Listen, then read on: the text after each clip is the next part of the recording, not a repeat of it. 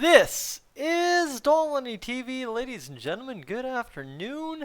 Welcome to a sunny, smoky, cloudy, ugly day down here in southern Alberta. And what better day? I'm actually feeling like talking some Edmonton Oilers. I know, strange, but we'll do her anyway because we're safely into free agency, right? I guess you could say that day 4 or 5, whatever it is now, and we're sitting pretty pretty when it comes to everything that has to do with the Edmonton Oilers and the first big push of free agency, right? Obviously, there will trickle signings, one or two here for the next month or two, and that's just the way it'll be. Lefty, maybe a winger, stuff like that. That'll all trickle in eventually. But you look at the main stuff, it appears to be done. Goaltender trade, potentially. We'll talk about that. I'm 100% sure a million times over. That seems to be the unavoidable topic as it currently stands. But for the Oilers, right now, you've gone out and seen what they want to do with this roster next year, and it looks pretty friggin' decent, if I'm going to be honest. Right? Okay, Tyson, you're always an optimist. Blah, blah, blah, blah, blah. You're wasting my time getting excited about this sorry bunch of losers. Dude, I don't care. You know what? You want to be negative? You want to be silly Billy about it? Sure, go ahead. I'm quite honestly, I don't care either. That's what I'm going to tell you. Straight up is I like what I see, but am I going to waste my time getting up in arms about it here in July, August? No. Am I going to get up in arms about it October, November? No. Am I going to get up in arms about it in March, makes playoffs or not? No, because quite honestly, March, we're right next to ball season again, and hopefully by that time I'll be all healed up and ready to go for yet another ball season. But the one thing, I guess, the kind of detracting thing from that, you could say, is if you're an Oilers fan, if you're hardcore about it, and it is life or death because you put your life savings every year on a Vegas bet for the Oilers to win the Cup, well, my friends, you're going to know how that's going to turn out based on what appears to be the first 5 games of the NHL season. If you haven't checked into the schedule, like I haven't until I checked the cap-friendly depth chart today, Vancouver, Calgary, Anaheim, Arizona, Vegas are our first 5 games between October 13th and October 22nd. It's been a weird past 18 months, so I don't know if a lot of you have lost the significance of what those first 5 games mean. Those are all Pacific Division foes. Now you go 0-5, you're probably looking at a wild card spot at best the rest of the year. You go 5-0, and my goodness, you're sitting atop the division 5 games into the season after beating division rivals in all 5 games to secure those 10 points. So you see how you can really one extreme to another with this team, but minimum you need to be probably going 4-1 in that stretch to look like what I'm trying to tell you this Oilers team does. That said, you know what? Let's break it down a little bit, right? Zach Hyman, the new addition, Connor McDavid, yes, Puljujärvi, that probably figures to be the top line. Kyler Yamamoto, Leon Draisaitl, Ryan Nugent-Hopkins. If Dave Tippett can figure it out, that is the second line. Warren Foegele, you've got Ryan McLeod, Zach Kassian on that third line. Or if you missed this, because my goodness, everybody misses everything in the offseason, I guarantee it, Kyle Turris has been training really hard with the Oilers. He's stayed in Edmonton this whole time, according to reports. And guess what? The guy's sitting around getting ready for another season to come back as hard as possible to make an impact in the lineup. You know what? Right-hand shot. Could he factor in as a third-line center? At 31 years old, it's not too much to ask, but at the same rate, we saw what we got out of Kyle Turris last year, and we were asking way too much in terms of him being an NHL caliber player. So there's obviously the other side too that everybody was talking about today that frees up the cap space. Bury Kyle Turris in the minors. Pretty simple, right? Solution. Bakersfield can have our problems. So it appears. Devon Shore, Derek Ryan, Josh Archibald right now, according to Cap Friendly, appears to be your fourth line. But I'm going to tell you, Tyler Benson, Kirill Maximov. There's a lot of names down in the minors. Cooper Marody, Dylan Holloway, Raphael Lavoie.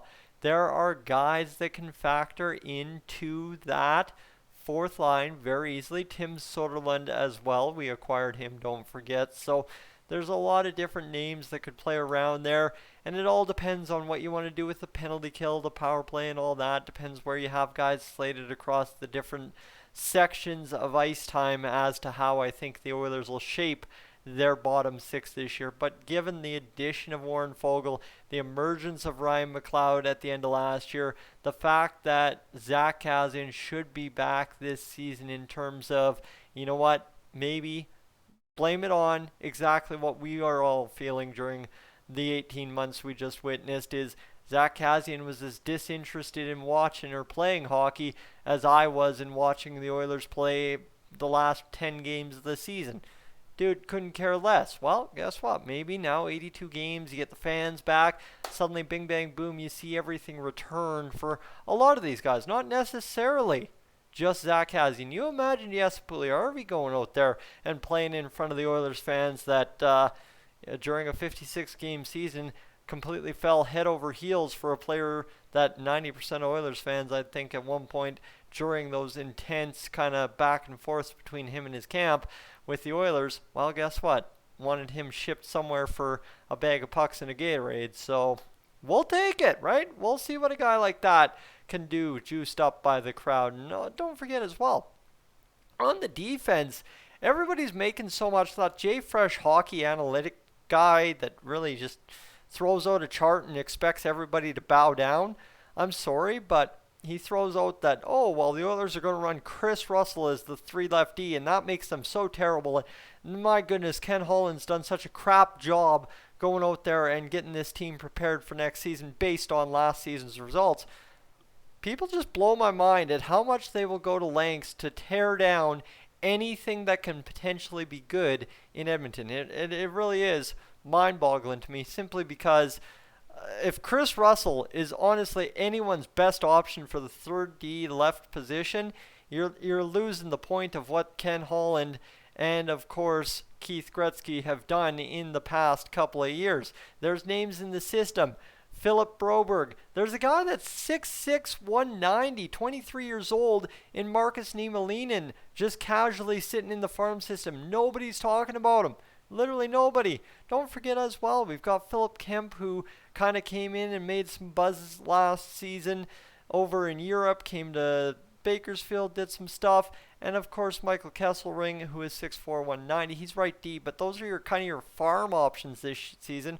Philip Broberg's going to be pushing very hard based on his bubble performance. I know everybody's talking, oh, we had an injury-plagued year, blah, blah, blah. He shouldn't make the roster. I'm sorry, so did Dmitry Samorukov, who everybody that said Broberg shouldn't make the roster said Samorukov should make the roster. If I am correct, Samorukov broke his leg or something in the KHL last year. So you tell me how a broken leg isn't an injury-plagued end of the season thing, but whatever.